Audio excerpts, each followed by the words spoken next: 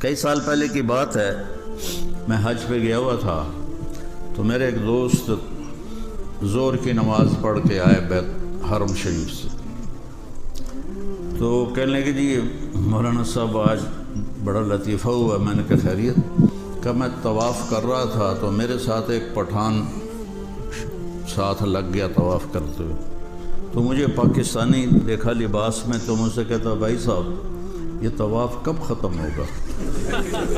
تو میں نے کہا آپ کے کتنے چکر ہو گئے؟ کہ چکر کا تو پتہ نہیں، فجر پڑھ کے چلا ہوں، یہ رکتا ہی نہیں۔ فجر پڑھ کے شروع کیا ہے، یہ ختم ہی نہیں ہو رہا، یہ کب ختم ہوگا؟ کہا بابا 7 چکر کے بعد آپ کا طواف ختم ہو گیا، تو کوئی 7000 چکر لا بیٹھا۔